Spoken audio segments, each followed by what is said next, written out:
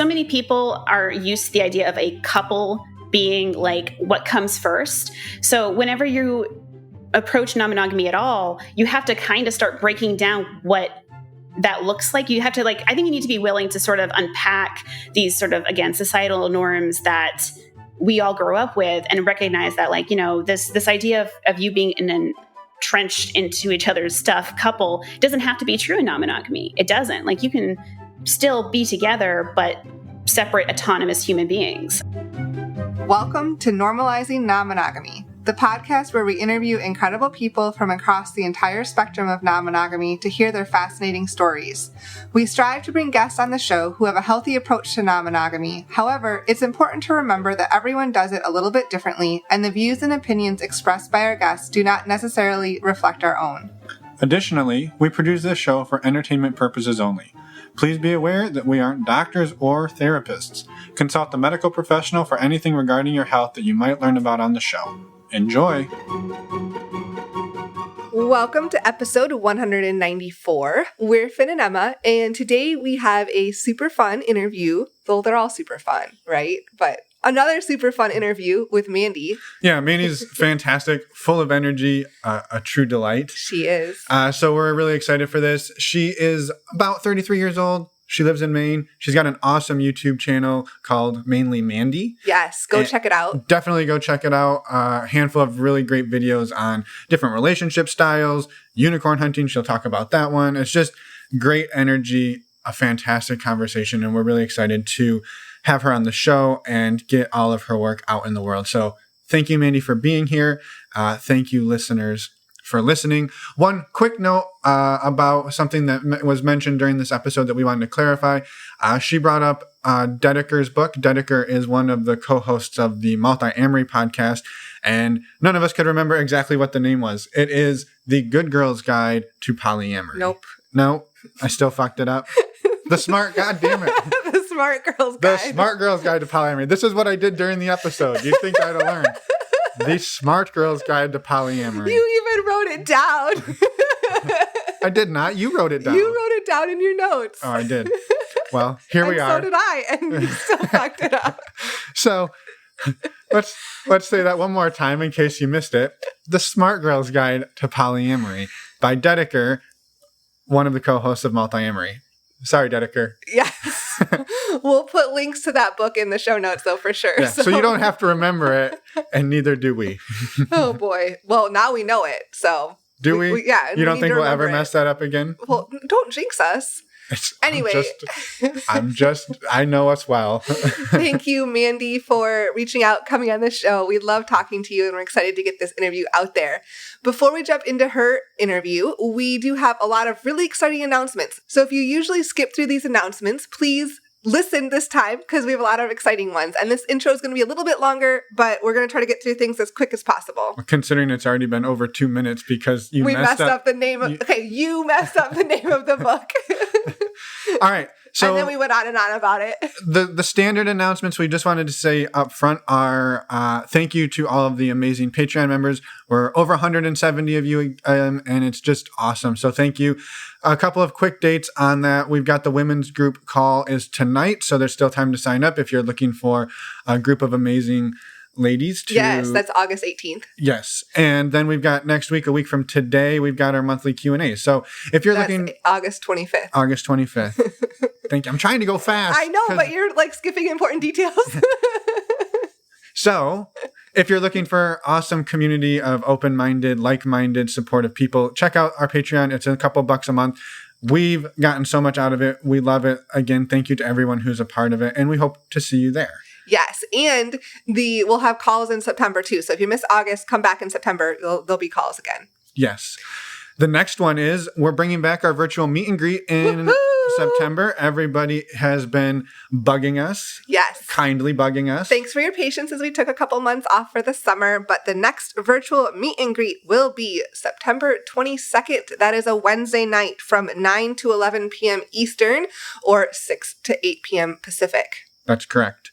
And we are super excited for this. We did change up a couple of things this go around. We're this season. Trying some new things. Yeah, so the cost is no longer $10. It is pay what feels good. We've done this at some of our in-person events in the past, and as you will hear in a few minutes, we're doing this again for our in-person events that are coming up. So when you sign up, you get to select how much this event is worth to you, and afterwards, if you would like, you can also throw a couple bucks our way if you felt that you got way more than you expected. Yes. So we don't want cost to be a barrier of entry to anybody for being a part of these types of events and finding this type of community. So everybody is welcome as you are, and thank you. Yes. If you want to sign up for the virtual meet and greet, go to our website, normalizingnonmonogamy.com, and you'll see at the top, we now have a community tab, and under there, you'll find the virtual meet and greet. Go sign up there. Yeah. Well, you're also under that tab, you'll find the in-person events, which Woo-hoo! is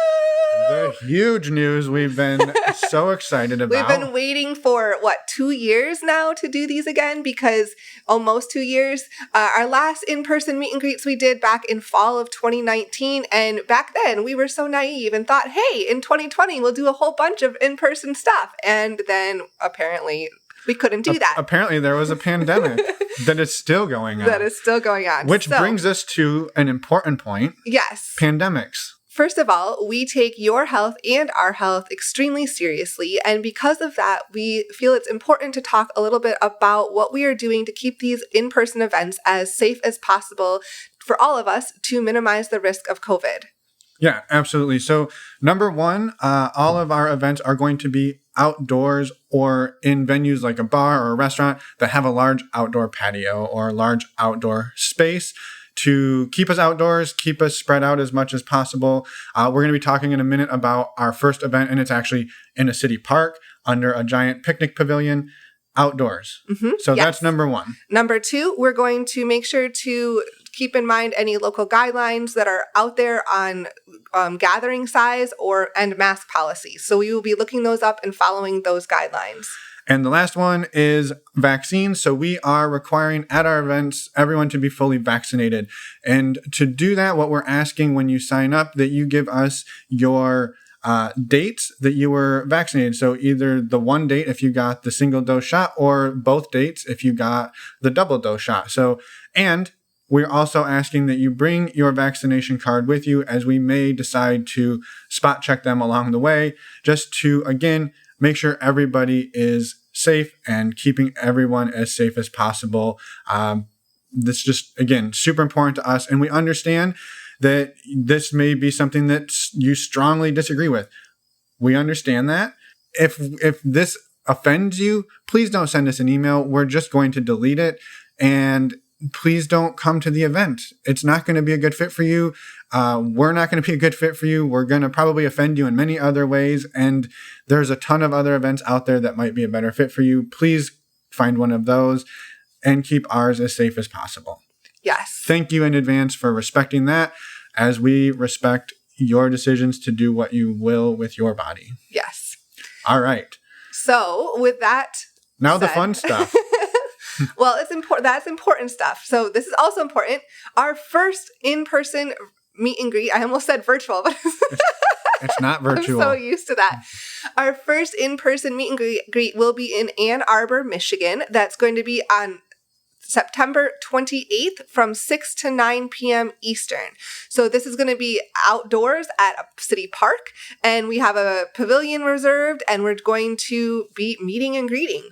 Yeah, and we've also pulled a permit, so you are allowed to bring alcohol if you would like. You can bring food if you would like. We won't be providing either of these things. Maybe some snacks. Yeah. I don't know. Finn's always eating, so there's a good chance I'll have some food there. But all of the full details on the exact location are available once you sign up. And again, this event is a pay what feels good event. So when you sign up, you get to select how much it's worth to you. And so the other events we have coming up are tentative dates. We don't have full details on these ones like we do for Ann Arbor, but we've got one in Atlanta, Georgia that's going to be on October 13th. Again, time to be determined and location to be determined. We're ironing that out in the next couple of days. And potentially one on October 27th in Tampa, Florida. Yes.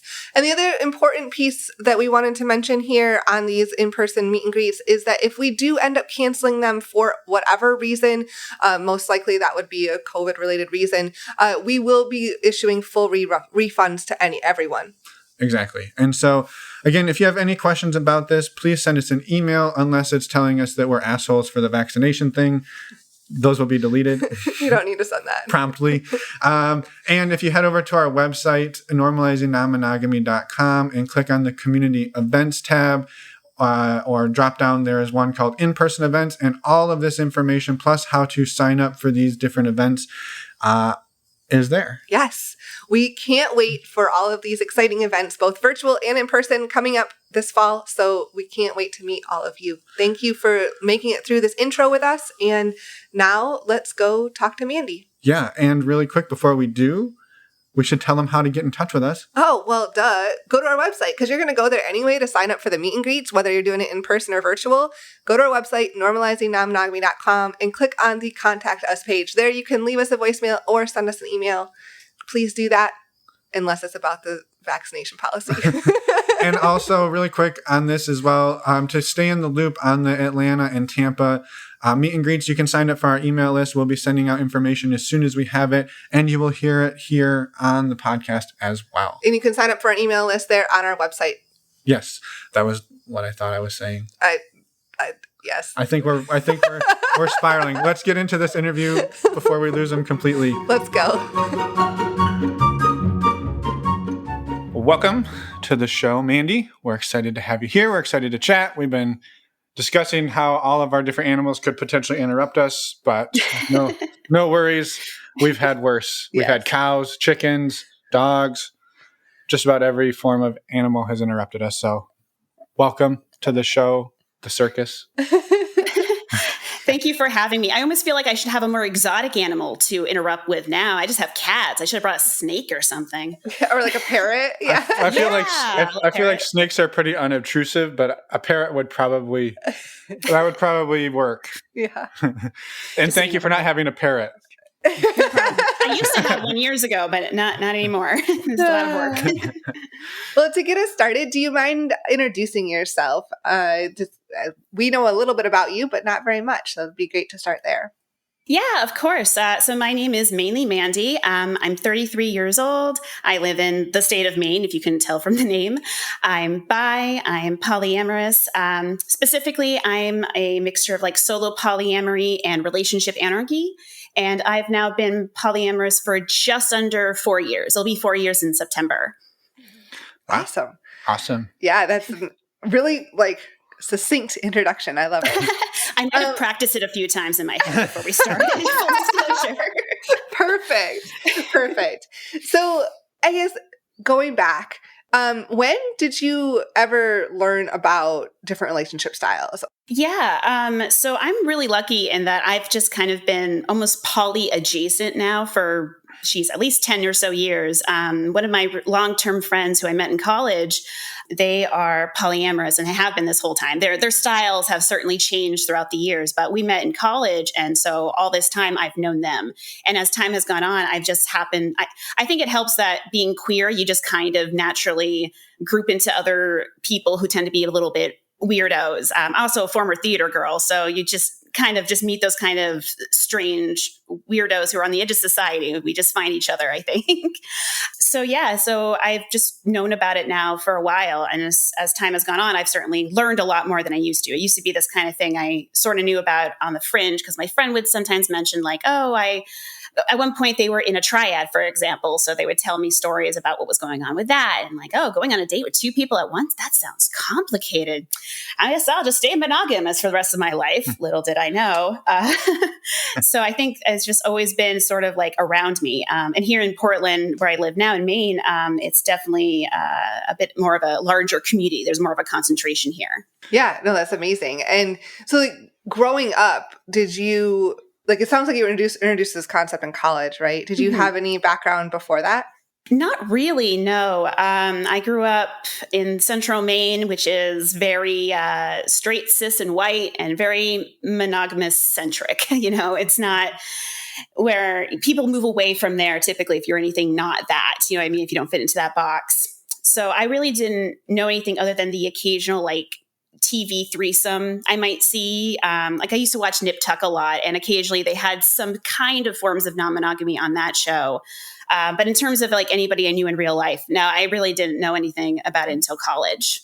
And what happened 4 years ago that took you over the threshold from I have a roommate who's polyamorous to here we go?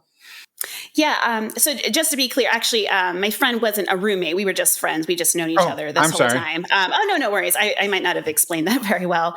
But yeah, so there goes my cat. Hello.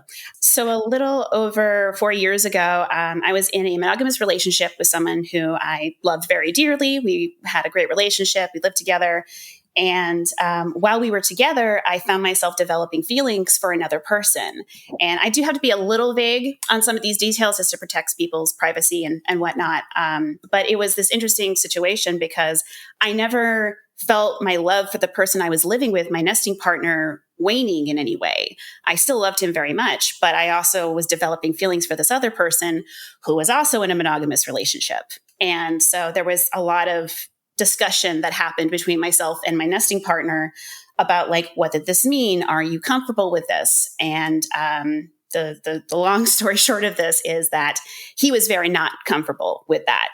He'd actually once had a similar situation with polyamory, and it had not ended very well. And so he had a very negative association, unfortunately, which is fair. I can understand where he was coming from with that. And the other person who I honestly did, I fell in love with him.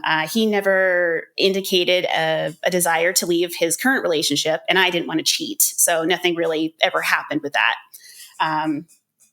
So as that situation was kind of winding down, my partner and I, we had a very honest talk about like what our future was going to be. And we decided it would make the most sense to break up and go our separate ways as amicably as possible. So we planned for me to move out at the end of August, and I did. I moved into my current place, which I live here by myself with my 2 cats. And he has since moved on and has been dating other people and seems to be happy in his life. But that was kind of the big lightning strike moment for me, was realizing like, oh, I can love more than one person at a time. And even though the situation itself was very stressful and it caused me to really think about a lot of things, the love itself didn't feel wrong, I guess. Like if it weren't for the fact that we were both monogamous, I think it could have worked, but we weren't. So it didn't work out that way. So that was the big moment for change for me. Yeah. And that's super hard because like you said, your feelings for your nesting partner hadn't waned. So like you have to go through this breakup while you're still very much in love, because it's just looking ahead that it wasn't going to like be sustainable. Your styles weren't going to align. Yeah. Yeah. That's really hard. So I'm sorry for that. Yeah. Oh, thank you. I appreciate that. Yeah. So when you did, I guess, dive into then you broke up ended that relationship and moved in by yourself. What next steps did you take, I guess, relationship wise? So I'm kind of a bit of a nerd that if I don't understand something very well, I want to research it before I do it. Like if I want to learn how to make bath bombs, I'm going to read a bunch of Pinterest blogs so I know how to do it right. So I started reading all the classic books. I read The Ethical Slut. I read Sex at Dawn. I read, what's her name? Dedeker from the Multi-Amory podcast, her book, The Smart Gals Guide. Yeah. Smart girl, I think smart girl's got Smart girl, good girl, whatever it is. Some girl's guide to polyamory. I really like that book too. And I just started reading all these books. I started reading articles. I started listening to a bunch of podcasts and was just absorbing as much as I could. Because I already knew that newcomers to the polyamory world can sometimes kind of come in at a disadvantage because sometimes more experienced polyamory folk don't want to date them. And with good reason. I can understand why that boundary exists for some people. It can be hard to date someone who has literally no idea what they're doing. And sometimes people come in and say, I'm ready to be polyamorous. And then they have one bout of jealousy and go, nope, never mind. And they just immediately jump ship again. So I really wanted to take that time to make sure that I was educating myself and really trying to start unpacking all of those sort of monogamous centric ideas I had grown up with all this time before I just immediately started dating people. So I don't think I made my first dating app profile until, let's see, I broke up with my nesting partner in September. So I think it was like December or January before I even made a dating app, because I was just not made a dating app. The first time I made a dating profile was several months later, because I just really wanted to be sure I knew what I was doing and had sort of those boundaries and sort of myself figured out before just jumping right in. Mm-hmm. Yeah. And how did it go when you did jump in? Yeah. Well, first I have one other quick question. I'm curious what happened. The other person that you developed feelings for, did that relationship continue, or what happened there? So he's still in a monogamous relationship with the person that he was with, and they've been together a very long time. And I think they're going to probably be together for the rest of their lives. And I wish him well. We are still friends, but there's definitely some boundaries I've established between the two of us, just for my own sake of being, because my heart's a dum-dum sometimes, it can just start fluttering for the stupidest reasons. So I have a little bit of distance between us now, but he's still in that same relationship, and I wish him well, but we're just friends now. Yeah. Just friends. Yeah. Yeah. Thank you for sharing that. And now, what Finn said was, how did it go once you dove into dating? The way it always goes when you jump into dating, no matter what you're doing. But it's definitely challenging. I'm in Maine, which is not the biggest state. I'm queer, which also whittles down the dating pool, and I'm child free, and I'm now polyamorous. So it definitely was challenging sometimes. I would sometimes match with someone, we'd start talking, we get to the polyamory discussion, and they were not always super thrilled with it. Or they would say like, oh, well, I would be okay to date for a little bit, but then I eventually want to find my forever partner. And there's nothing wrong with people like that. I just know I don't like the idea of dating someone, getting attached to them, and then them going, oh, this other person's promising me monogamy, so see ya. I don't want to deal with that either. So I had a few situations like that. Somebody who had some fantastic conversations with very early on. We met it was like January of following that breakup. Mm-hmm. We saw each other for a while. Everything was going really well. And we had those conversations about polyamory, and he seemed to be totally on board with it.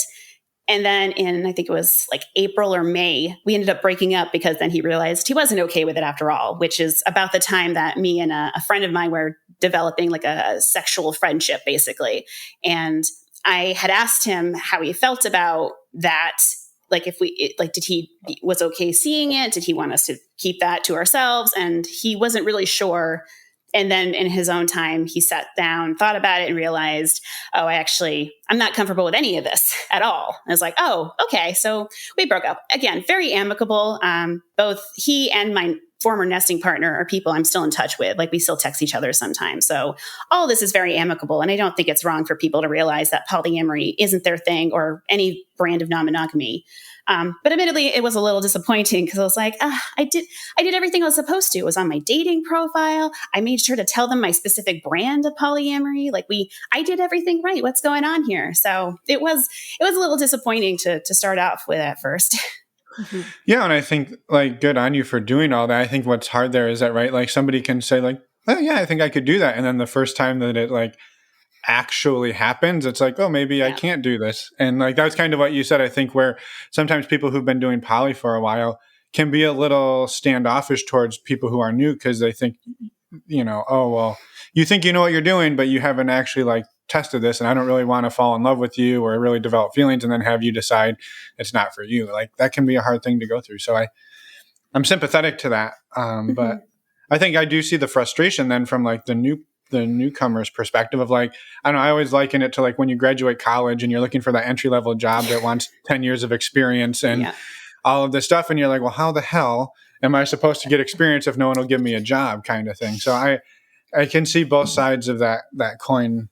Yeah, totally. Very well. So 100%. Yeah. It's like, look, if you just hire me, I promise I will work my little heart out, but you got to give me a chance. But some people, they want someone who's a little more of a sure thing. And I get that. I totally do. But it can be certainly a bit frustrating on the other end of things. Yeah. Yeah. But it sounds like, so you had a little bit of frustrating time those first few months. Yeah. Did it turn around? It did. As time went on, I think it helped that I started to connect more with the actual like main polyamory community. I started to also explore. I had sort of explored a little bit of some of my kink side prior to this, but not as much. So taking this time to like, okay, I'm jumping into polyamory. I also came out as bisexual at the same time. I came out as polyamorous. This also seems like a good time to throw in a little bit of kink too and see what happens. So there was, even though sometimes the dating didn't always work out, there was also this other stuff I was getting to explore. I was getting to flirt with women more, and I was getting to connect with my friend who it turned out we had some similar kinks. That was like, yeah, let's see what happens, and that's continued to this day. That we've had to take breaks on and off again because he has a kid and he has another kid on the way, so that takes up his time sometimes. But we've managed to make that work. There was a woman that I dated for a few months who's also polyamorous, and we've since de-escalated things, but she's still like one of my best friends and we get along great. And she's someone who we can talk about this stuff together, especially where both of us approach things from a solo polyamorous viewpoint. And so I think once I connected to the polyamorous community, even though maybe I haven't dated as much as some people because I did take my time, and I do tend sometimes get busy. Plus a pandemic happened, which made things a lot harder. It still has kind of all worked out in a nice way that I've kind of gotten to create this nice little community around me. Mm-hmm. Yeah, I was hoping you mentioned community a few times just in the last maybe minute or so. Like what looks like you've built some community around you. And I think like, I'd love to hear more about like what that looks like and how that has supported you and been important as part of this journey. Yeah. So I joined a couple of the like local Facebook online communities that are like, there's one that's like specifically for me. Then there was one that's for New England.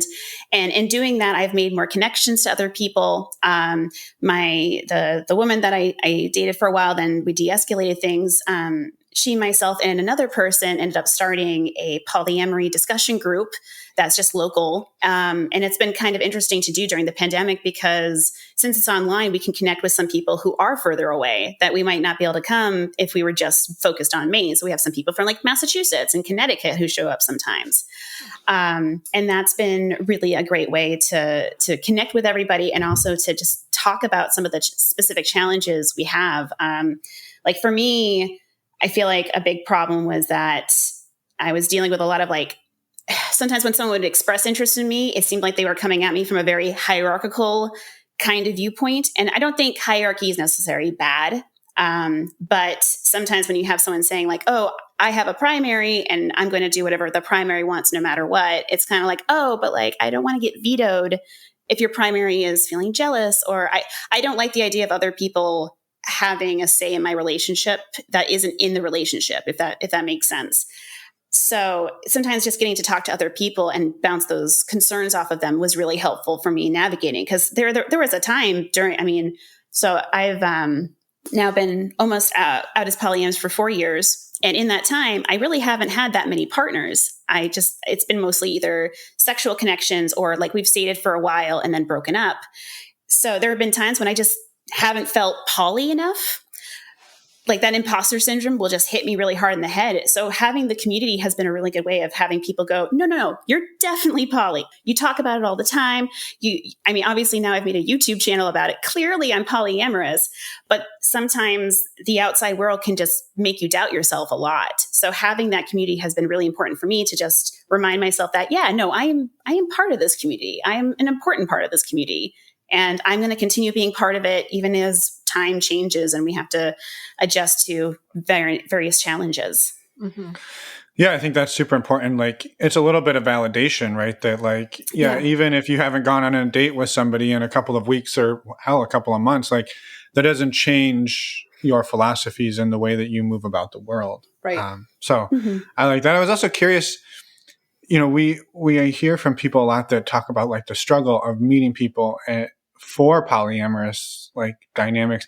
Have you found that creating the community that you wanted has maybe open doors that weren't there before. And not that you like built a community just so you could hook up with everybody who like shows up to the discussion group, but like it is a good way to like you attract people. You attract people like yourself to things that you create. And I was just curious if you've seen that work for you. I would say, yeah, honestly, there has been some opportunities that have definitely come from creating the community and being more connected with other people, for sure. Definitely was not aiming for it. It wasn't like, yes, I shall get to all of the partners now. The ultimate goal of polyamory, right, is to get like one of each gender. So it's been really nice to connect with people in various different ways. And some of those people have become like kind of kinky friends that I talk to about that kind of aspect of my life. And then other ones are my queer friends who I can talk to about like, being bisexual sometimes is hard because that's another imposter syndrome you get sometimes from the queer community. So having those people to connect with has been really great. And then there is the dating aspect of there's definitely some people who are interested in me, which makes sense. I'm adorable. And that's sometimes nice to You explore. are. And humble. Thank you. And humble, yes. I'm so humble. I'm the most humble person you'll ever meet. I love it. So yeah, like there's definitely been some of that. I did go through a bit of a period, particularly with the pandemic, where it was kind of like, I appreciate all of your interest, but I need to like sit in my room in the fetal position for the next year. So hopefully we'll get in touch again soon. So there hasn't been as much, admittedly, because of that, but I'm starting to now come back into things and things are opening up again. Everyone's getting vaccinated, which is great. So hopefully those doors and those connections can continue to open and be made. Mm-hmm. What, I think we skipped over this earlier. What does your dynamic look like right now as far as your relationships?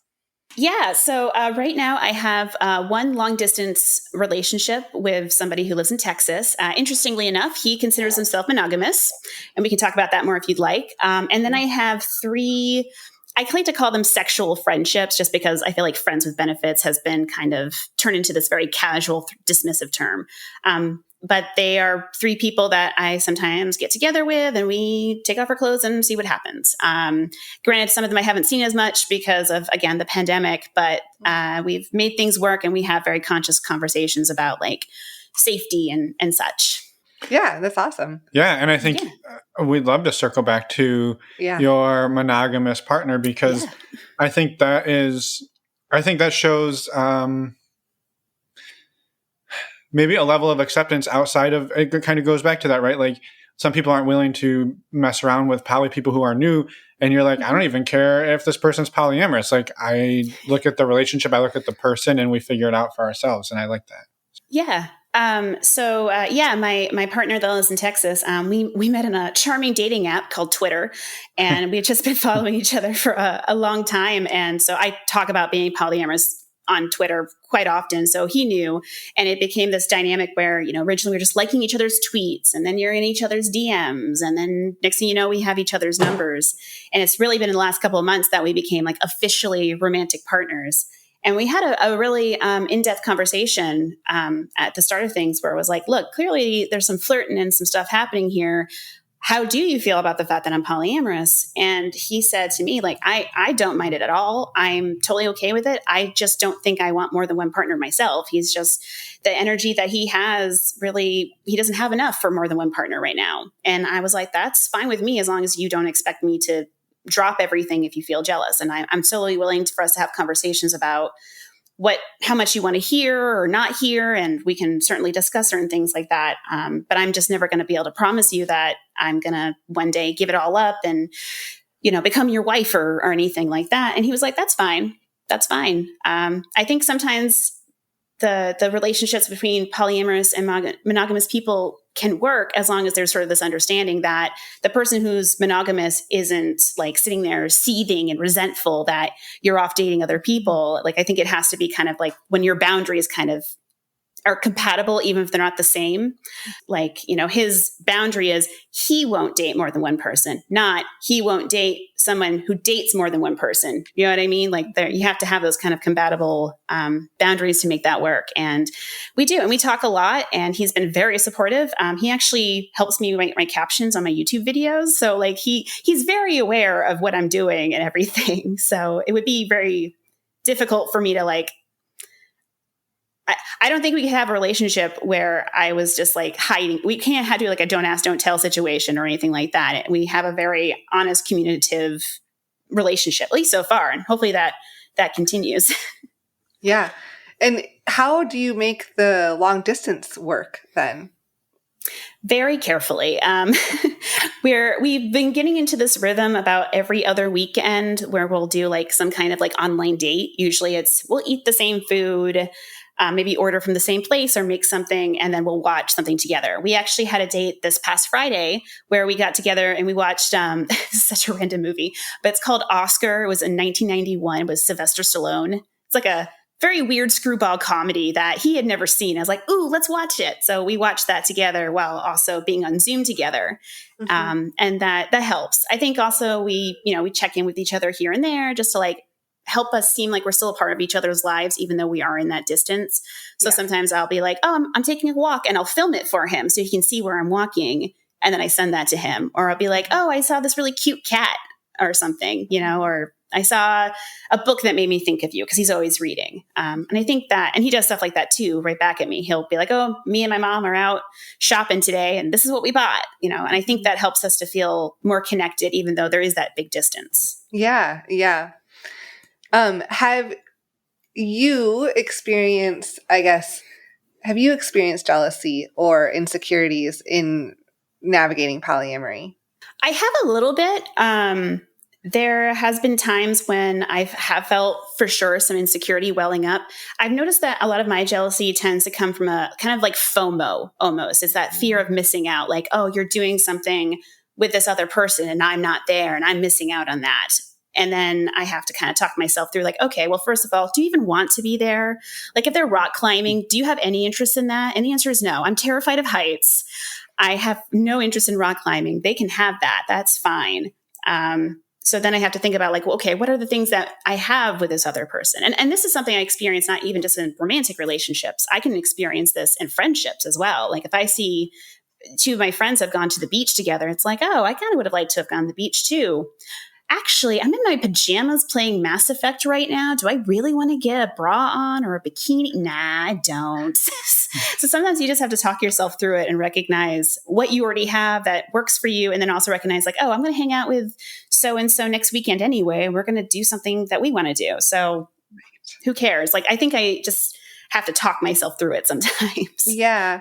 And I asked that because I was going to tie that back into your long distance partner, in that if he came to you and asked, like changed his mind and wanted to go and date other people, do you think with the distance, do you think that would make any insecurities or jealousies come up with you, especially considering the long distance piece? That's what I'm trying to get at, is that that can add a level of difficulty to relationships. Emma's trying to instill fear into your relationship. No, I'm not at all.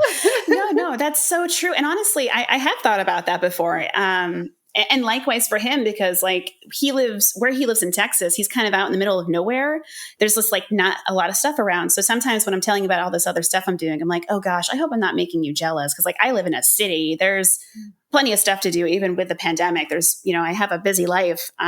So no, I definitely thought about the reverse of if he does decide to date other people, if I could get jealous.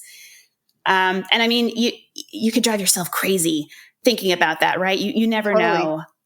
So I try not to think too far ahead, but we have the kind of connection and honesty in our communication that if he ever changes his mind and wants to date other people, and I do feel jealous, I feel confident that we can talk through that and figure it out and figure out what the best solution is for us. And if that does involve us breaking up, then that's what will happen. And that will be what's best for us. But it's going to be a mindful conversation. And I'm sure we'll handle it as best we can.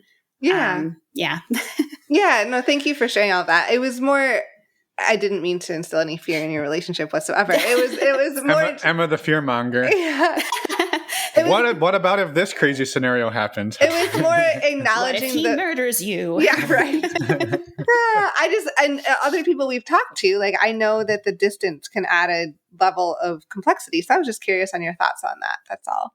Yeah, no, for sure. And I definitely think about it sometimes. I do wonder if it almost helps quote unquote, that he lives somewhere where there's not a lot going on. So I don't feel maybe as like protective of him. Like maybe that helps. Maybe if he lived in a busier city with more people, that might activate it a little bit more of like, oh, he's somewhere, he's in Austin and he's like dating lots of people and, oh, I'm not there. Like maybe that would be part of it. I'm not sure. I can't, again, who knows what alternate universe Amanda's doing? I have no idea. Yep. It's all hypothetical. Exactly. But I will say that in terms of the people that like I've dated here in Maine and the ones who have gone on other dates, I really haven't felt much jealousy towards them being with other people. If I ever felt a little bit of FOMO, I usually can kind of talk myself through it or just take care of myself for a little bit.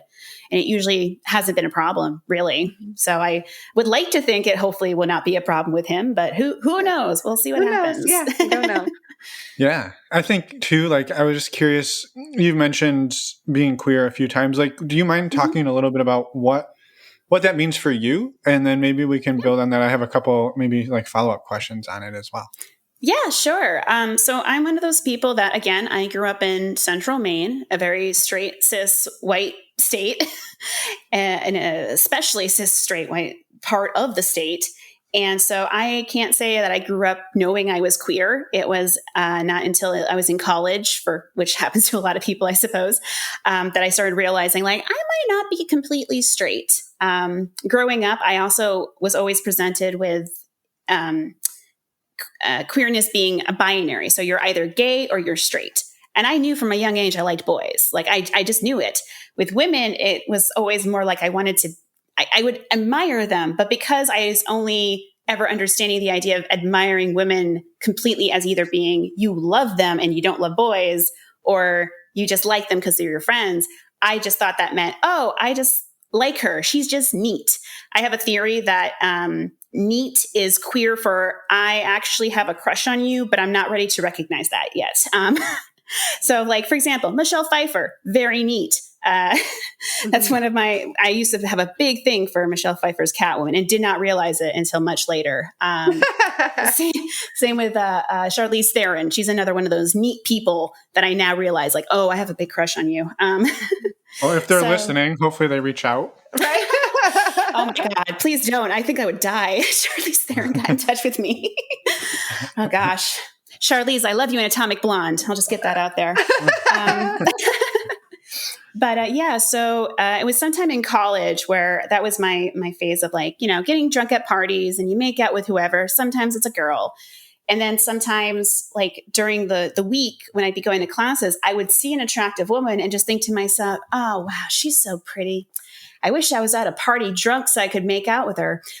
And it took me a few times before I stopped and went, there's another option that doesn't involve being drunk off my ass to be with a woman, Amanda. Not to mention, this is around the time I started to learn about trans people and non-binary people. Because again, lived in a very small Maine town, did not meet my first trans person until probably college, I think, or close to, or outwardly trans, I should say, because I probably didn't know it.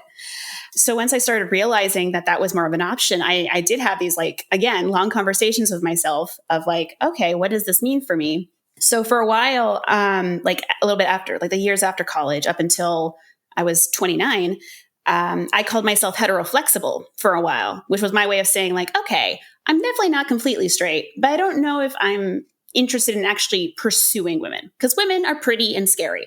So I think I'll just admire them from over here and occasionally maybe we'll make out, but I don't know if I'm ready to really pursue women.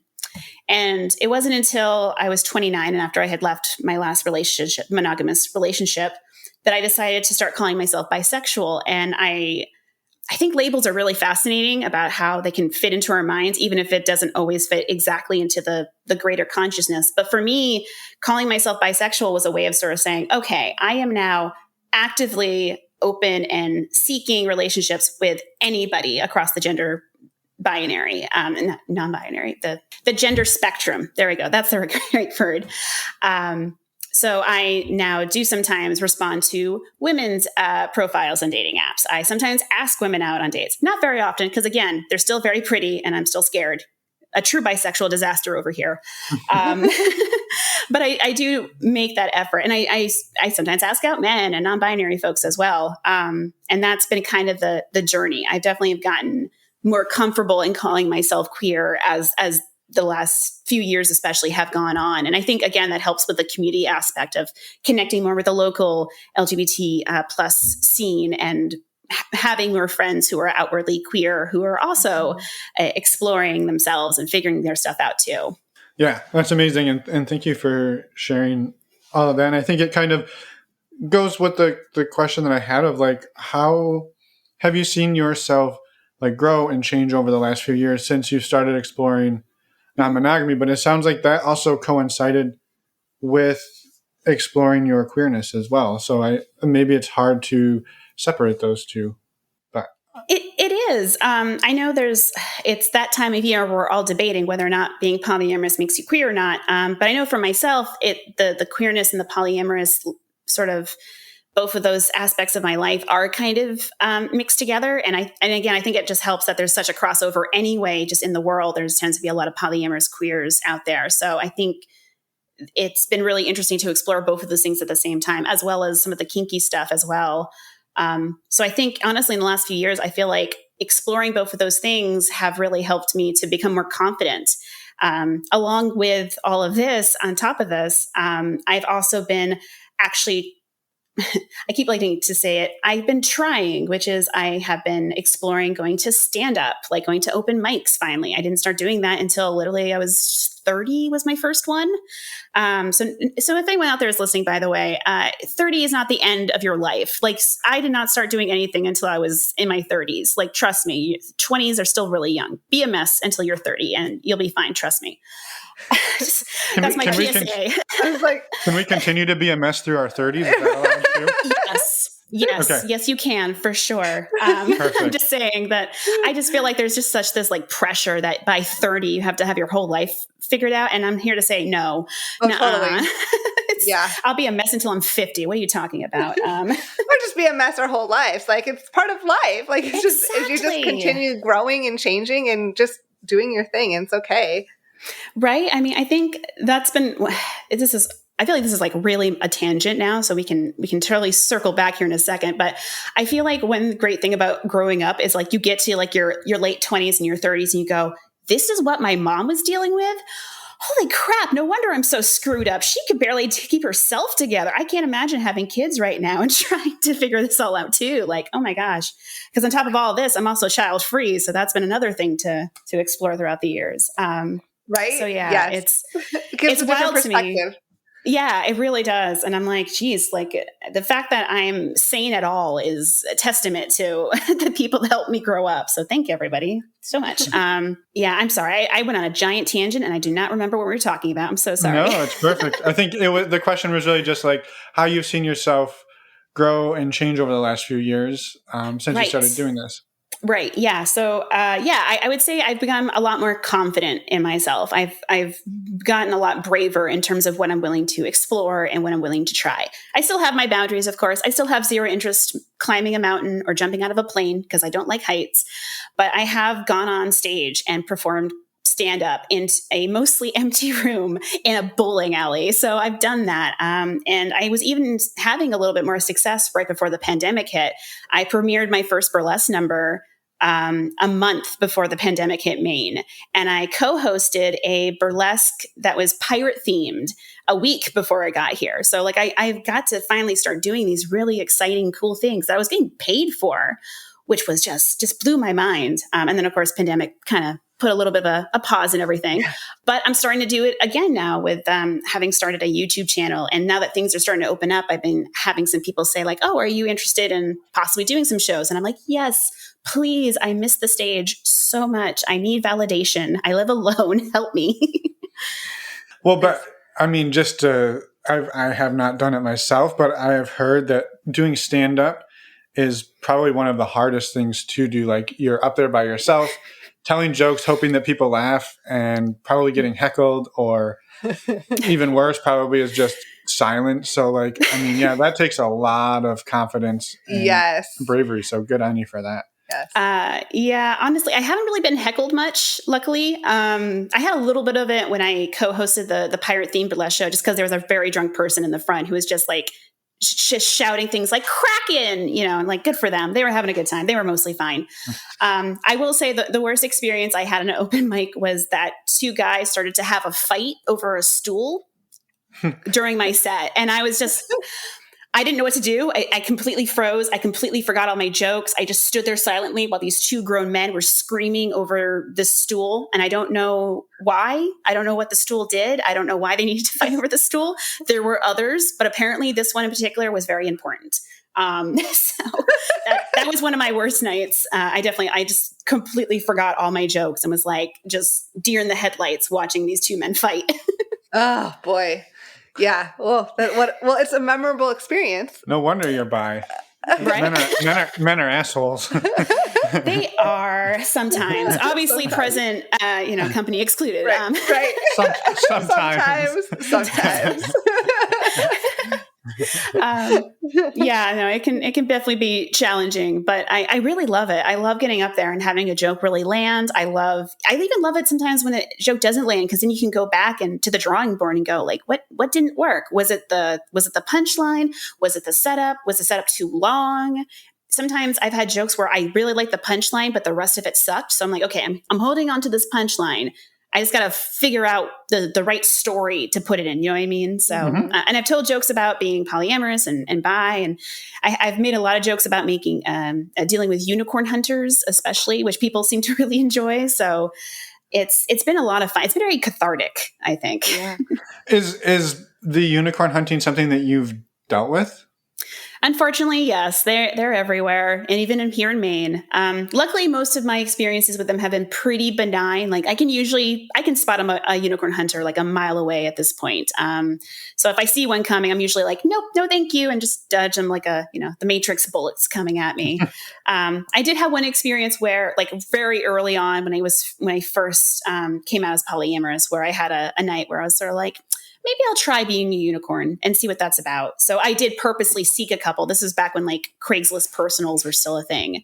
So I did have a one-time experience with a couple. And honestly, it was actually pretty decent considering. It was a little uncomfortable and we were in a couple places, but it wasn't as bad as some. But I've also had some really, really good friends of mine deal with some really shitty unicorn hunter situations. Like, didn't know that they were expected to date both of them until they had already gotten really invested in one of them and then got vetoed out of it, and then saw them telling lies about why they broke up later, like really nasty stuff. So I'm pretty anti-unicorn hunter these days. Do you have any tips, I guess, for people dealing with that dynamic? And maybe we should also back up, and do you mind like defining to you what a unicorn hunter is, just so that if anyone listening is not familiar? Yeah, of course. So unicorn hunting typically is when a straight man and a sexually fluid woman of some kind are looking for a third to add to their relationship. That's typically the phrasing they do. In a lot of ways, unicorn hunters, what they want isn't necessarily a bad thing. Triads can be fantastic. I've known people in triads. The problem specifically is for unicorn hunters, and why they specifically get that name is that they tend to still center themselves in the relationship, and then the unicorn is almost like an accessory. She's like a sex toy usually. And that's kind of where I get a little antsy. It's like, well, she's also a person. She has boundaries. She has feelings. And it's one thing, there's definitely a difference between, I want to make sure I'm saying this because I recognize the two of you are swingers. There's a difference between wanting to be in a relationship with someone and then swinging for a night. And I think those are both perfectly fine. But I do see a bit of a distinction between those two. So I want to make sure I'm saying, like, swingers, I don't have an issue with being unicorn for a night or anything like that. I tend to have an issue when someone's saying like, oh, we're going to like shove this poor person into our essentially still monogamous relationship and then blame her if it doesn't work. Because a lot of times they want her to essentially just fit perfectly into this little puzzle that they've created. And humans aren't like that. It's really hard to be everything that another couple has decided you're supposed to be and then make it work. Yeah. Yes. No, I think that was a great way to describe it. And thank you for doing that. Yeah, it helps that my very first YouTube video essay was about unicorn hunters, and it's almost an hour long. So I've thought a lot about unicorn hunters in my time. Is there a way it to you that like to go about that in a better way, right? Like you said, triads aren't necessarily a bad thing. But like, as maybe you're the couple who is like, well, that is what, like, we're kind of seeking out a triad with another woman. Like, is there a way to do that that isn't the unicorn hunting way that is so like sort of frowned upon? Yeah. So this is the number one way I think that triads can form in healthy, happy ways, and I know this isn't a very satisfactory answer, is honestly to let things develop organically. I know not many people want to hear that. People want to do the aggressively seeking and find that person like a gem in a cave or something. But honestly, the most successful triads I have known have happened because two people met and started dating, and then one of them started dating another person. The original partner, person A, met that new partner, and then they all just happened to work out. Like, I know people don't like that answer, but that's the best examples I've seen of triads. If you're actually seeking it as like, this is a dynamic we really want to have, I think you just have to really dial back the pressure on this person that's going to be coming into your dynamic. I think that's a big part of it. Like, I think you need to be open to the idea that that person might only like one of you. They might not fit in well into your schedule, because fitting into just one person's schedule is hard. Now you have to fit into two-person schedule. Just being open to having honest conversations about what your boundaries are, you separately as people. I think that's a big part of it too, is just maybe not thinking of yourself as a unit coming into this. Maybe think of yourself as two people who are interested in maybe having another relationship with a third person, and just see what that looks like. And just be open to the fact that, yeah, it might take you a very long time, because it's virtually impossible to create that dynamic, even accidentally, let alone when you're purposely trying to do it. Yeah, and I think too, what's important to remember is that it's not just couples looking for women. This could be any gender person who's out there on their own, sort of getting, because you're the solo person, it can be, I think, easy for a couple to be self-absorbed, and not really think about the other person's like feelings and needs and wants, even though that doesn't mean those people are like shitty people who don't care about other humans. But like, when you get wrapped up in your stuff, it's sometimes, you get a little self-absorbed. Totally. And I think also so many people are used to the idea of a couple being like what comes first. So whenever you approach non-monogamy at all, you have to kind of start breaking down what that looks like. You have to I think you need to be willing to sort of unpack these sort of, again, societal norms that we all grow up with, and recognize that this idea of you being in an entrenched into each other's stuff couple doesn't have to be true in non-monogamy. It doesn't. Like, you can still be together, but separate autonomous human beings. I mean, that's one of the reasons why solo poly really appeals to me so much, is that I am a separate human being. Even when I'm in a relationship with somebody, I am still mainly Mandy. And that person is very important to me. It took me a long time to get to be this person. And I think sometimes with couples that are looking for that third, they can sometimes forget that they are two separate humans as well. And so sometimes they just have to really think about why they enter into the dating world like that. And it's hard. It's hard. It's really hard to unlearn that stuff. Yeah. Super difficult. Yeah. I was going to change the subject a minute. Do you have any follow up on that? No, I think maybe just to say that, I think there are ways, like you said, there are ways to do this that you aren't preying on people. And I think I just didn't people listening who are maybe looking for somebody as a third or looking for another person. There are ways to do that. You're not just these evil, shitty people, right. but right. proceed with caution, because the other person or people that you find are again humans with feelings. And, exactly. And it comes down to treating those other people as humans with agency and feelings and all of that stuff too throughout the whole journey. Yep. No, I completely agree. As I said, I don't think wanting a triad is bad. I think unicorn hunting specifically describes a predatory type of behavior. So if you're being accused of being a unicorn hunter, maybe take a couple steps back and think about why that might be, and then proceed after that. That's my biggest piece of advice. Fair enough. Yeah. All right. Switch the topic, Emma. Okay. something new. I get hung up in the unicorn. I know. No, that's totally fair. And I know you have such a wide variety of people that listen to this. And I'm definitely not here to be like, screw triads, screw people who want a third. Like, it's definitely not that for me. I've seen so many people get hurt by unicorn hunters. I get a little defensive of all of us, especially as solo polo people, because we tend to be the ones that are getting hunted. So it can be a little scary from our end.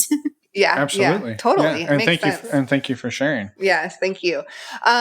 What I was going to change the subject to is I'm curious, how open in your life are you with your family and friends about your relationship dynamic and that you're queer? It sounds like you're pretty open, but Yeah, of course. I am very open. I think part of that is that I have inherited my mother's mouth and I can't keep a secret anyway. So I'm just going to, I know I'm going to blab about it about some point. Might as well do it from the get-go. There's a couple of places in my life where I'm not as out. And like, for example, I do work in an office. So at my office, I don't typically talk about being polyamory as much there. With that said, I am like Facebook friends with some of my coworkers and they know I'm poly. I talk about it on Facebook and on my other social media. So most people I work with that I'm actually friends with are aware. But like if there's I'm trying to think of some of the things we actually do. If there's like a pizza party and we're all getting our pieces of pizza and someone were to ask me like, oh, how's, your partner? I probably wouldn't be like, oh, he's good. He really loves the fact that I fuck other people. Like I wouldn't just open up with that, that kind of situation. But with that said, I do talk about it a lot. I have my YouTube channel and I talk about it on social media. My mother and family has all been very supportive actually of it. The only other person that I would say I'm not really out to polyamorous or queer is my grandmother. And that's kind of a choice I made just because as sweet and as loving as my grandmother is, I just don't think she'd get it unless I showed up with a partner of either gender or a bunch of genders and was just like, this is my polycule. You probably have questions. Let's talk about this. She's only ever known my boyfriends that I've ever brought home. And then when I have dated women, I just haven't dated them long enough to bring them to me and my grandmother. Plus I don't see my grandmother as much these days. So it's one of those things where as much as I would love to be open to her, I just don't think she would understand unless I literally showed up with two or more people and went to explain like, okay, Grammy. So first of all, I'm not straight. Second of all, I like to date more than one person. How you feel? Yeah. I would hope she was like, well, here's my polycule at the retirement community. That's the dream. That would be very surprising considering how conservative and how much of a, good Christian woman she is. I feel like I've been making quote marks this whole time a lot. I don't know why. But if that ever happened, I would be so taken aback. I would have a lot of questions for her too. Yeah. Well, if it happens, we'd love to talk to her. I will update you if that ever happens. Perfect. I'll send you an email. Excellent. Yeah, I hope we're the first ones to get an email. If that yes, first people. Emma and Finn. I'll put that on the list somewhere. Right. Oh boy. One thing that we do like to bring up on this show and talk about often is sexual health and safety. And I wanted to see if you could talk a little bit about how you keep yourself safe with multiple partners and exploring polyamory. Yeah. So I do get tested regularly. There's a center, there's a place where you go get tested. I just totally forgot the name of it, but there's a local place that I try to go to fairly regularly just to make sure. Admittedly, it's been one of those things where, in the pandemic, there hasn't been as much action as it were. So I haven't felt the need to do as much in this past year, really. But I do try to have conversations with any partners that I'm going to, have fun with about what works best for everybody. I have had a tubal, so pregnancy is not an issue, thank God. Mm-hmm. But for other things like STIs and such, I usually do require to have some kind of barrier with my partner, just as a base level safety device, just to be safe. And so far, I haven't had any safety concerns. Ironically, the one time I had a safety concern was back when I was monogamous. So it's been quite a while since I've actually had a scare, luckily. So mostly it's a lot of hey, if you have a penis, we're going to use a condom. no matter what. I don't do like, oh, I get to pick one person who I'm fluid bonded with. That's just not my thing personally. I'd rather just everyone has like a base level of safety. And I usually ask like, okay, what are you doing with other people? And just so I have a general idea of like what everyone's doing. But for the most part, it's just, I usually just try to take control of my own safety as much as possible by just asking who I'm around with to have some kind of barrier. And then I had the tubal so that no babies are happening in this vicinity. Yeah. And thank you for sharing all that. I was maybe one additional question on the safety aspect is like meeting people online, even like you said, meeting somebody in Texas on Twitter, like keeping yourself safe, screening for, right? You said like, oh yeah, I don't want to like wind up being buried in his backyard in like the middle of Texas out in his ranch or whatever, right? Like, so I guess how have you like gone about just keeping yourself physically safe in the dating world? Yeah. So it is kind of funny because I have made jokes about how my boyfriend in Texas, we just haven't actually met in person yet. It's all been online. So, if he's catfishing me, he's been really putting in the work to do it. He's been sending me pictures of some other dude's face and video, and he's been doing a great job. So maybe when we meet in person, that the safety aspects will be interesting to figure that out. But so far, it's going well with that. In terms of meeting other people online, I usually have a rule that, we won't go to my apartment or their place the first time we meet. Like we'll meet somewhere public. Lately it's been like, parks or somewhere outdoors just to be careful of COVID and such. I usually try to tell people like what I'm going to be doing, where I'm going to be going. I'm very close to my sister, so I do tend to tell her a lot of details. So she knows if I ever stop answering her phone calls, then okay, something's happened because we talk almost every day on the phone. So I have some of those like kind of built-in safety things. And I definitely have had issues where occasionally someone's been a little pushy about like wanting to meet up or go to my place or something, and been like, no, actually, this is a strong boundary, and if you don't like it, we're not going to meet up at all now. I had that happen once where a guy got really pushy on the first day of us talking, just through I think it was through Tinder or Bumble, where he was like, oh, I want to come over. I'm a doctor. You can trust me. It's like, I don't know that you could be anybody. You could be a serial killer for all I know. You're not coming over. And he sent me all these like pouty face emojis and stuff. And eventually I was like, okay, well now we're just not meeting ever. And I just unmatched him and blocked him. Yeah. The phrase, you can trust me. Usually you don't have to say that one. Right? Yeah. You can totally trust that I will not bury you in my backyard. Yeah. I didn't mention your backyard. I'm gone. Right. Yeah. Cool. Exactly. Red flags. Yeah. And I think too, like a lot of this, like you said, with your partner in Texas, like it's a judgment game, right? Like that's, not everybody on Twitter is a terrible human. It's just Twitter itself is a terrible place. Yeah. Yeah. Very fair. So yeah, I think you get to know somebody and like you said, you've watched movies and you guys video chat and you get a pretty good sense of who this person is and they're taking the same risk with you, right? Like there's that same risk. So yeah, I just appreciate you sharing and how you go about doing that. So thank you. Totally. We wanted to give you the opportunity to plug your YouTube channel and anything else that you wanted to talk about too, and make sure that we have, give you that opportunity. Yeah, thank you so much. I really appreciate you all letting me do that. So my channel is very new and it's just under my name, mainly Mandy, like the state of Maine, because I love a good pun, I guess, like every other Mainer. And it's primarily about non-monogamy. I try to make videos that are about different aspects of non-monogamy from a sort of non-coupled viewpoint, because I feel like so much of the non-monogamy discussions and so much of the material out there does tend to come from sort of like people who are navigating it from having either a primary or a nesting partner situation. And that's not bad. That's great. We need that material out there, obviously. But for someone like myself who lives alone and have been approaching this very much as a single person, sometimes I do feel a little left out of those conversations. And sometimes I get a little frustrated that my perspective isn't as appreciated. Part of the reason this channel exists is that I went through a situation where, how every now and again, a researcher or a journalist will pop up and go, we're looking for people to talk about non-monogamy with, like, you'll see those. I went through a period where I contacted like 4 different ones, I think, in a row, and only one of them wanted to talk to me. Everybody else was like, oh, you're a solo polyamorous who at the time didn't have any partners or only had sexual friendships happening. Oh, we didn't want to talk to you. It's like, thanks y'all so much. It just made me feel very underappreciated. And it's like, well, fine. I don't need your janky ass Google survey. I'll go do something else by myself with these cool people over here. So that was part of it.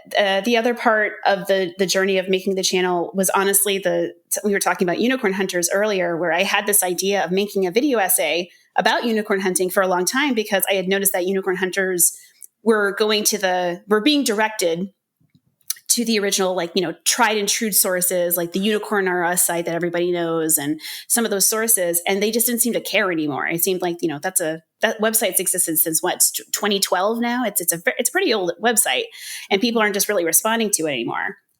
Meanwhile, the kind of creators and YouTube video essays that I like are created by people who are doing things like costume changes, LED lights, really interesting framing devices. I make no effort to hide that my channel is very much inspired by creators like Abigail Thorne from PhilosophyTube and Natalie Wynn from ContraPoints, because I really like their style. And because of the way they make their videos, I now understand a little bit of philosophy. Not a lot. I'm still very much an amateur, but they help make me feel like I know it. So that was a very big part of the inspiration for my channel, is I wanted to talk about non-monogamy in these sort of interesting, creative ways that hopefully helps people understand my perspective and this world, but in ways that maybe are not being talked about in exactly the right way. Like, I'm trying to bring this kind of unique perspective to it. So I have the first video was the Unicorn Hunter video it's actually 1 view away from being 1,000 views. So if you're listening to this, please go watch it. And bump that up. But I also have a video about relationship anarchy that is talked about through the view of arguing that the character of Summer in the movie 500 Days of Summer might be a relationship anarchist. So I did that. And then I also have a video I made more recently that's about the differences between boundaries, agreements, and rules. And I try to present it in a fun way, which at one point includes sock puppets. So that's the kind of person I am. I try to make it interesting. And full disclosure, sometimes I'm going to talk about things that aren't about non-monogamy, because I like lots of different things. And I think that's the relationship anarchist in me a little bit coming out to be like, well, I don't want to just talk about one thing. You can't put me in a box. So my next video is actually going to be about fat phobia. And it's going to be talking about sort of this kind of pitting that we have in society of the good fatty versus the bad fatty, and what that means exactly. It explores healthism specifically, and also talks about the surprisingly really racist history of fat phobia. So my channel encompasses lots of different things, but hopefully people enjoy it. Yeah, awesome. That's amazing. And props to you for putting your work out there as a video. That's a hell of a lot of work. It's yes. magnitudes more than a podcast, more than just audio on a podcast. So. Yeah, and we were like, podcast is a lot of work. How would we ever do video? Yeah. It's definitely challenging. When I bought my first bit of equipment, I just had a moment looking at everything where I was like, I'm way in over my head. What am I going to do? There's so many cords. There's so many batteries. Do I have good lighting in here? I'm filming in a basement. This isn't going to work. But somehow I made it work so far. I do have a little mic that I put on myself, a little lapel mic. So that helps with it. And then when I'm doing voiceover, I use the mic I'm using right now, which is a nice little kind of podcast style voiceover mic. So that helps too. Yeah. Well, thank you again for that work. And we'll make sure links to everything are in the show notes so people can easily find it. Before we let you go, do you have any final words that you would like to share with the listeners before you get along with, I guess it is your evening? Late afternoon. Oh my goodness. Everyone must listen to me now. Yes, right. I guess I just would love to just end on the note that, non-monogamy is such a wide umbrella. There's so much underneath that umbrella. There's so many varieties, and it's honestly astounding how many different dynamics can come of that. So, if you're exploring it, just be aware that the surface level stuff that you're learning, there's so much more underneath that. This podcast, I really love this podcast because I've learned stuff about just how much more overlap there can be between the swinging and polyamory world, especially. Like, not that I didn't think there was anything wrong with swinging before, but I realized from listening to this podcast that, and hearing other people's stories, I was like, oh, I did have some like preconceived notions about how swinging specifically works. So through this podcast, I've learned about like, oh no, there's all kinds of different ways that can work. And then there can be an overlap. And then there's all kinds of different ways to do hierarchical polyamory, as well as the more unstructured relationship anarchist style. So if you're listening to this, just feel free to explore. And I'll put this out there. If you explore and it doesn't work for you and monogamy does work the best, that's also okay. I'm the kind of person, I don't think monogamy or non-monogamy is better. I just think certain things work best for certain people. And that's 100% okay. If you quote unquote fail at non-monogamy, that is okay. It is okay to be monogamous as well. There are plenty of monogamous people I'm friends with who are amazing people and very thoughtful and very good beans, as it were. So feel free to explore. And if it doesn't work for you, that is 100% okay. Mm-hmm. I love it. Perfect. Yes. Well, thank you so much for all of your amazing, words and stories today. It was wonderful talking to you, and have a wonderful rest of your evening. Yeah, thank you so much for having me. I'll admit it was really surreal to be on this side of it. I'm used to listening, so I'm going to be so flabbergasted hearing my own voice later. But thank you so much for having me. This was honestly a blast. You're welcome. Well, you're always welcome back, Mandy, and have a fantastic evening. Yes. Thanks, you too. And we're back. Thank you so much to Mandy for reaching out to us, coming on the show, and being the amazing person that you are. It was wonderful to talk to you, and we're excited to send more people your way to your YouTube channel. Yeah, listeners, go check out Mandy's YouTube, check out all of her work, and support it. It's important for us to continue to support different creators in this small space. So thank you in advance for doing that. And again, thank you, Mandy, for being one of these awesome creators. Yes. We also wanted to remind everyone to please go to our website, normalizingnonmonogamy.com, and click on the community events tab. There you will find all of the information about Patreon, the in-person events, and the virtual events. So go sign up for them all, because why wouldn't you do that? I have zero reasons not to. I will be at all of them. I know, right? So will I. You'll be there, so I think you should be there as well, listeners. Yes, so we're really excited about everything we have coming up, and we can't wait to meet so many of you. Yeah, also, as we said in the intro, please reach out to us. Click on the Contact Us tab on our website. Send us an email. Let us know what you think of the show. Let us know what you think of Emma and me. Let us know how we're doing. Let us know who you are. We love to hear from all of you. We love to meet everybody that's out there listening. We respond to all of the emails. So thank you for listening and for reaching out and for supporting the show. Yes. Next week, we actually have a Monday episode. Oh man, new listeners that haven't been, like, if you're new in like the last 4 months, you have not heard our Monday episode. Man, we're super excited. So this Monday episode is actually a really, really, really, really fun. Is it fun though? I can't say really enough. It's a really fun conversation around orgies. Well, let's call them sexual gatherings. Sure. But we bring on, it's a round table with Leanne from episode 173, G from episode 180, and Zach from episode 141. That was episode 180, not 183. Oh, yes. You almost 183 to 180. That's 173, 180, and 141. So we have an amazing conversation. Stay tuned on Monday for that. Well, just a little primer on that. So sure. All three of them went to elite universities. So G and Zach both went to Yale and Leanne went to Oxford. And while they were at these universities, they were part of various organizations that were organizing orgies and sex parties. And they did a lot of work to make them inclusive and safe and fun. And so we brought them together to share with us how to do that. And we wanted to share that with you. And so we made a roundtable discussion about it. And it's fantastic. It's fun. It's a little sexy. It's all of these things. Yeah. So come back Monday for that. And then on Wednesday, we have our standard Wednesday episode. Nothing standard about it, but it is on Wednesday. Yes, that's the only part that's standard. And that interview is with Jarrett. So yeah, if you remember back a few weeks ago, we had an interview with Jamie, and Jarrett is Jamie's partner. And it is a fantastic discussion, and we're excited about that as well. So come back next week. You've got lots to look forward to, and we will see you then, and we will see you in Ann Arbor. And Atlanta, and hopefully Tampa. Yes. And online. And on our virtual. So we're going to see you a lot. And at our Patreon calls. All of the things. Okay, that's all. Bye, everyone. Thanks for listening.